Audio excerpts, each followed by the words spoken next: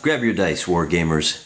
It's time for the 5th edition of the Necromancer's Crusade, using Neil Thomas's excellent 1 Hour Wargames, although technically we should probably call it the Army of the Saints Counter Crusade, because in the first 4 battles the Necromancer King managed to notch not a single victory. We are going to be playing scenario number 26 in the book, which is called Triple Line. And here's a map showing zones 1 and 2. And if we look on the battlefield, you can see the Dark Lord's Tower off in the distance there. Our Army of the Saints is going to start on this table edge, and they've got to get a unit and control this hill. Standing in their way is going to be 4 units, so they'll have 6, and standing in their way will be 4 units of the Necromancer King's forces. They're going to put 1 here. They're going to get 1 unit on either side of the road. Well, I should say 2 units in the gap and 1 on the hill. The winner of the game is whoever controls that hill at the end of turn 15. The question we have to ask first is, well, which 6 units are going to be invading?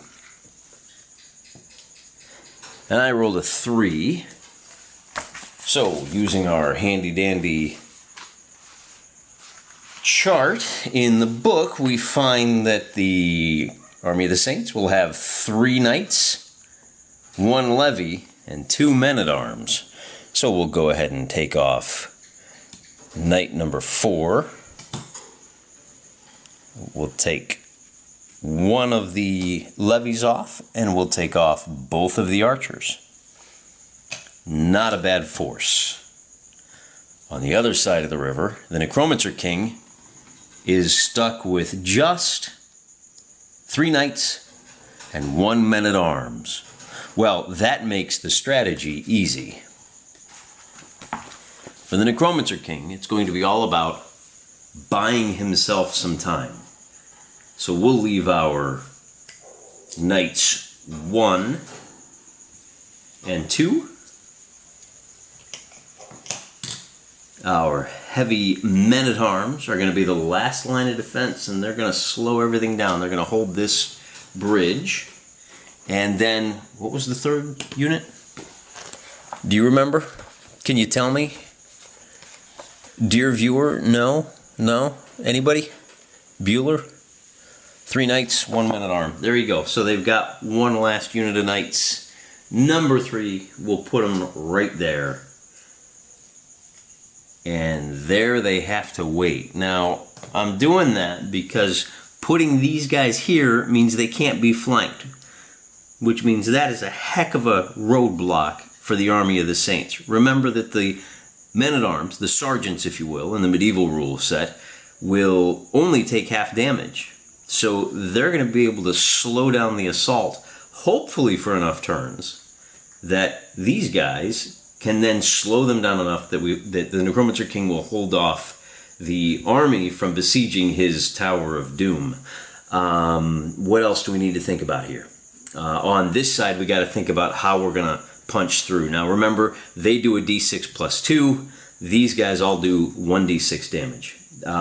One other rule for this scenario is that these guys here in the back, they cannot move until the first unit of the Army of Saints approaches. That is because this particular scenario was designed by our humble host, Neil Thomas, to be an example of, what was it? Battle of Bladensburg, which was part of the War of 1812.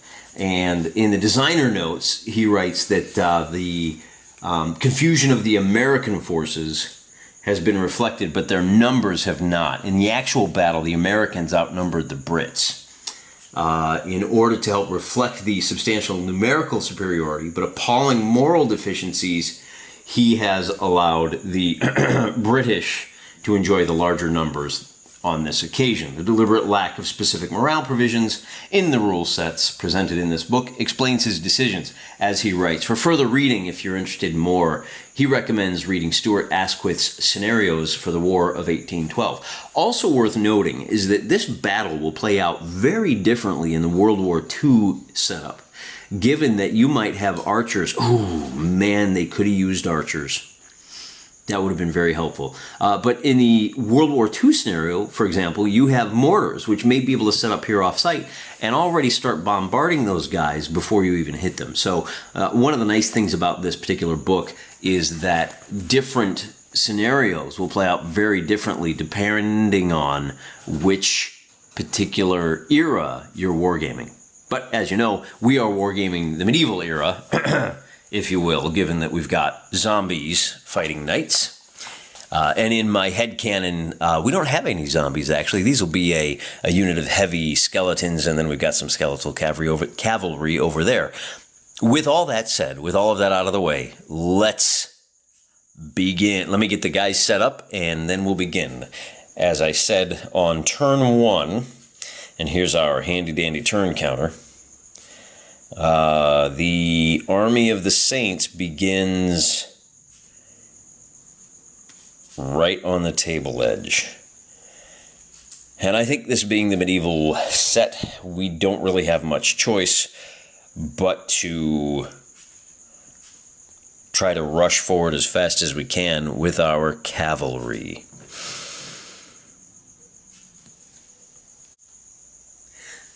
For those of you just tuning in and who haven't seen one of these battles before, all of the units have 15 hit points, although the men-at-arms only take half damage. If you can effect a flank attack, that does double damage. Rear attacks are the same. We don't have any shooters, so there's no archers, no crossbowmen, nothing like that to worry about. The knights, these 3 units and those 3, they do d6 plus 2 damage. Everybody else does a single d6 of damage. Red takes the first turn, and knights can move a full 12 inches, so it's going to be right to impact. You only get to turn up to 45 degrees on center. So our boys here are going to... they're going to look a little zigzaggy to start out, but that's because they all have to funnel through the single door into the Necromancer King's last redoubt. So, the only combat we have in this part of turn 1 is this knight on those men-at-arms, and remember, that is going to be add to half damage, drop all fractions. So that 3 becomes a 5, becomes a 2.5, becomes a 2 for that men-at-arms. And because of the way this scenario works, it's going to be a lot of die rolling. This men-at-arms will attack back, and he will do 5 damage to that first knight, leaving him with 10. We advance to turn 2. The knight attacks. I guess these guys will straighten out and file in. We'll bring I guess we'll just leave them there. Single attack, that's going to be a 2 plus 2. Cut in half, that's 2 more, leaving that men-at-arms with just 11 points of damage. The men-at-arms will counterattack for 3, leaving the knight with 7. On to turn 3. The knight attacks for 8 damage. Cut that in half. 1, 2, 3, 4. They're going to need a couple of those if they're going to pull this off. The men-at-arms attack back and do a big 1, 2, 3, 4, 5, 6, leaving this knight with just 1 hit point left, which is as good as they could have done that turn. On turn number 4, our knight rolls another 6. Oh, they're not going down without a fight. That 6 becomes an 8. 1, 2, 3, 4. So men-at-arms are down to 3, and they get to counterattack. And with just 1 hit point left, they send the first of the units for the Army of the Saints on their way to heaven. On to turn 5. So we're a third of the way through, and the Saints have not cracked that first line of defense yet. Something tells me it's going to happen pretty quick. So knights move up, knights move up. I'm going to bring these guys over here to make it a little bit easier. So now we have knight number 2 steps up to the plate. Let's see if they can follow suit. 3 becomes 5. Cut in half, 2.5. Drop the fractions 1, 2. The men-at-arms have survived for one more turn. They counterattack and do a big 5 to the second knight unit, leaving them with 10. And we are already on to turn number 6. I'm not sure why they call this 1 hour wargaming. I have been able to get through all of these in about 30 minutes. We'll see if I can maintain that record. On turn number 6, the Army of the Saints goes and scores. Well, the 4 cuts down to a 2, and that's enough. These men-at-arms go bye-bye. They have been shuffled off this mortal coil for the second time. I guess they've been shuffled off the immortal coil. Oh, you know what? For movement, we're just going to bring those guys around. On turn number 6, the Necromancer King can't do anything. So all that's left to be done is advance the turn counter to turn number 7. And tally ho.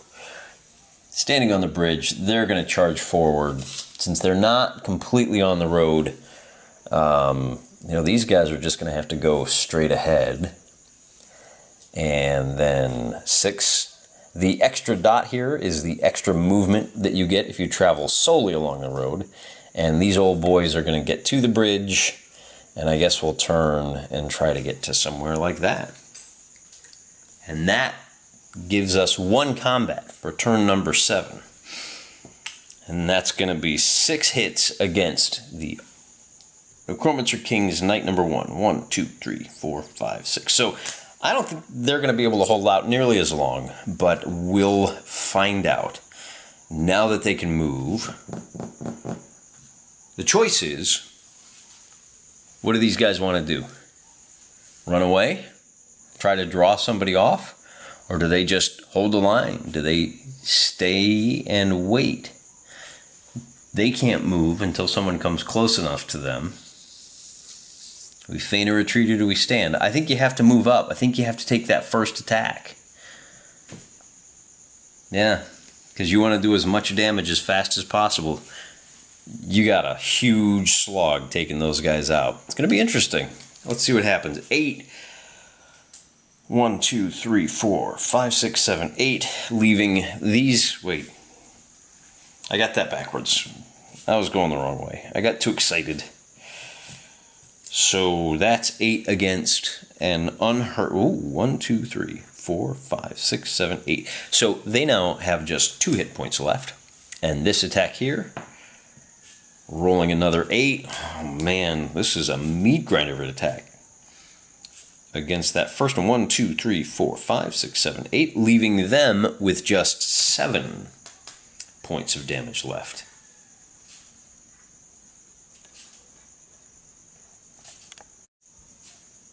So I moved the camera up to kind of zoom in on the action. I love these big blocks of troops. 6mm is really just fantastic for showing the grand sweep of a campaign, isn't it? And you're just going to have to trust me and take my word on all these units kind of here in the back. For right now, all we have is men-at-arms moving up and some levies dropping onto the bridge. Other than that, we've got 1 combat where these knights do 4 and these knights do 8, which might just be... Oh, that's not enough. 1, 2, 3, 4. That's the first attack against those guys. 1, 2, 3, 4, 5, 6, 7, 8. So even though it does a crushing amount of damage, they're still alive to fight in the second half of turn 8. They do 6 hit points back to these guys, which is enough to put them out of the fight. And they do enough... Oh, that's huge. They only had 7, so the knights are gone. The heavy firepower for the Army of the Saints, the flower of nobility, is no more, and there is just a scant 6 turns left. So we'll turn these guys to here, and I guess we'll just kind of turn them to fight. Now they get the extra movement. Now I don't know if you can see this. If they were on cleared ground, they would have been about that shy of the mark.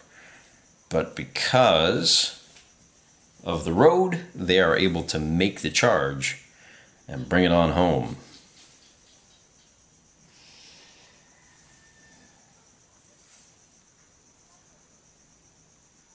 This is turn number 10, isn't it?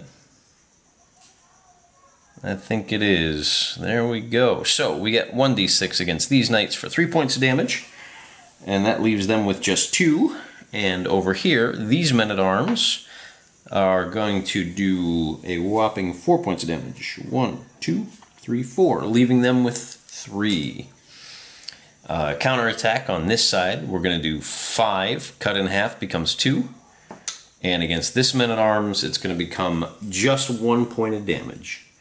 So that's 1, 2, and 1.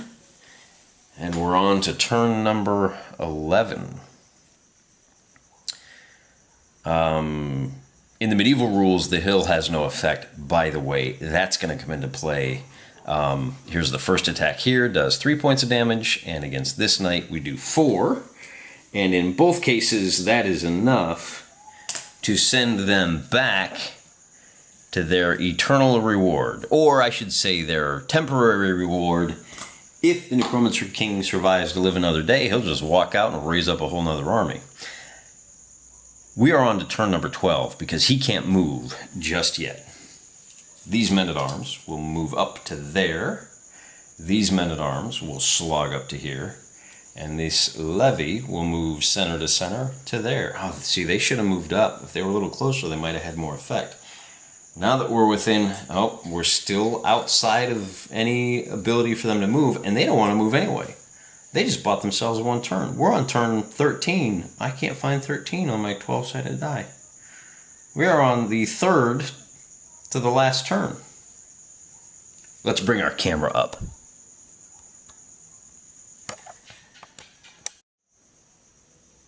So here's where we stand at the foot of the Dark Lord's Tower. On turn, 3 turns left to go. And with the bonus road movement, we have our first contact. These old boys will move up to here, and they'll get a flank attack that might prove the difference between finishing off the Necromancer King once and for all and losing this battle, which only secures security for 1 generation, and your kids are going to have to deal with all his nonsense 25, 30 years from now after he's recovered. Anyway, we've got 1 attack there, and it's going to do a measly 2 points of damage. You don't have time for that, guys. You gotta want it. You gotta move a little quicker. The counterattack is going to be fairly straightforward. It's going to do 4. Cut in half, that's 2, leaving them with 12. On to turn, the penultimate turn. Penultimate is a great word. Rotate, rotate. Well, you know, that's 45 degrees. That is just enough. And of course, they have plenty of movement to do it. So we are going to get some flank attacks on this turn, which is going to be critical because you've got a d6 here in which you do 2 points of damage. And this double damage is going to be, well, it's not going to be anything. It's going to be 4 points of damage against that knight. 1, 2, 3, 4 for the turn, leaving them with 10. Holy cow, is this going to be a tight one. You know, I guess we probably could have brought them up. They're not going to, even if we did bring them up this turn, they're not going to be able to get around to have that final attack. So we move, oh, let's do their attack before we move on. And call it 4, call it 6, call it 3 points of damage against that men-at-arms. They survive. 1, 2, 3. So they survived the battle. They still have 8 hit points left. But now, here we are on the last turn. You need sole possession to win the hill. So if they die, the army of the saints wins. If they survive, the hill is contested, and it is a draw. 10 hit points left, and we roll d6 for the frontal attack and get a 2, leaving them with just 8.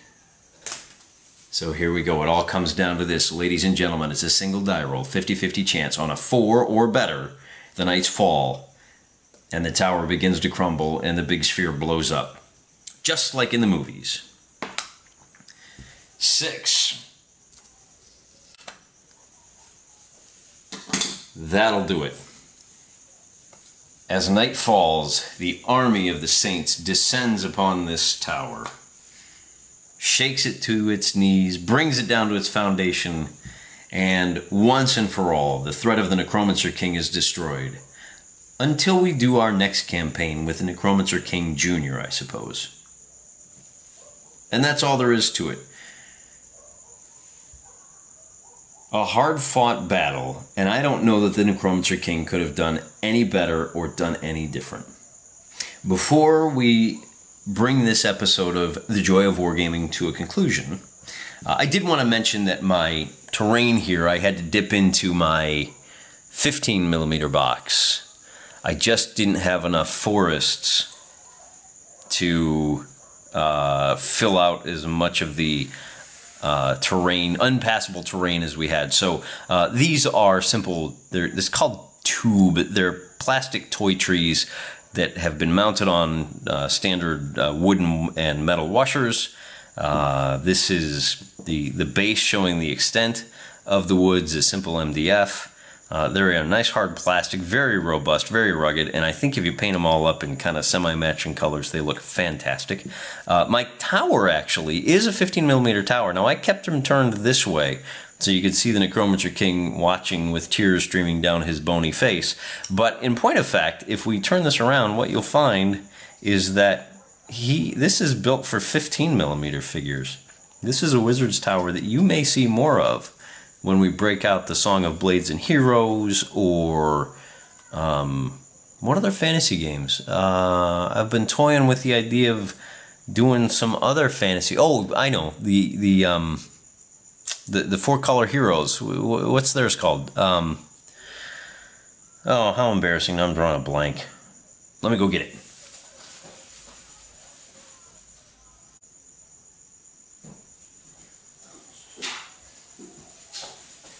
Here we go, goal system. Goal system delves. I'm looking forward to delving into it. Dungeon skirmish roleplay, but you know, really it's a miniatures heavy game. And before we get into that, I think I probably actually do their Void Pirates, which is the science fiction. You guys may be fantasied out, but that's all promises for another day. For now, go out and have a great day. Slay your own Necromancer Kings, shake the foundations of the earth, be good to each other, and God bless you.